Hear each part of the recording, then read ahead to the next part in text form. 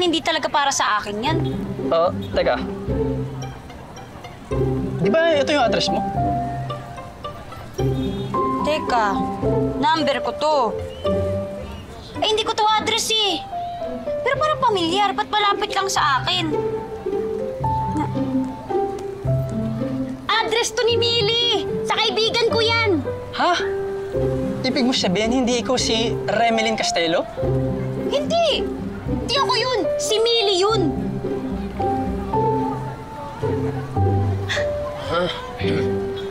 Si Millie, may secret admirer? Tara, punta natin, dali! Uy, salamat ah!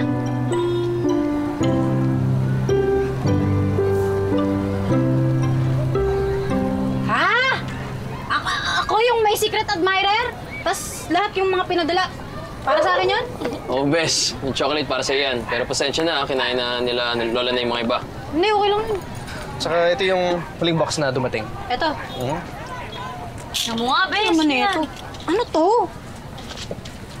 Mga ipit talaga sa ikli ng bukong to. Eh, baka kasi dahil mahaba buhok mo nung bata tayo, di ba? Joke time tong secret admirer na to eh. Gusto mo? Yun lang. Joke time talaga. Pero baka dahil dito, maging girl ka na ulit. Ha? Girl naman talaga ako ah. Look! Bes naman, tarong lokohan dito!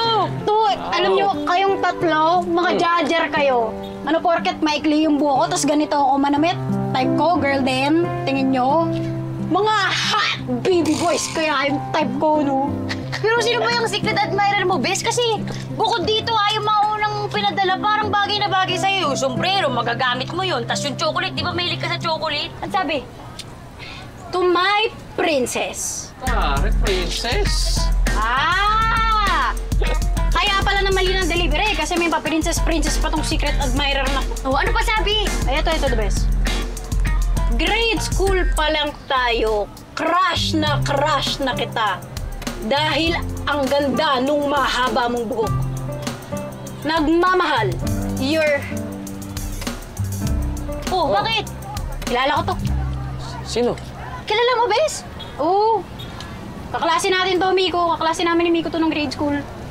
Hindi ko type yan eh, kasi... basta, hindi ko siya type. Well, at least alam natin ngayon na hindi pala kay Princess ang mga regalo niyan. At hindi dumagdag ang karibal ko. O ano? Okay na ba yung misunderstanding?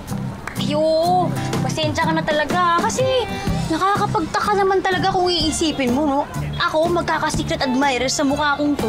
Lang, ganda mo kaya, bes. Naman, meron yan. Baka hindi lang makasabi.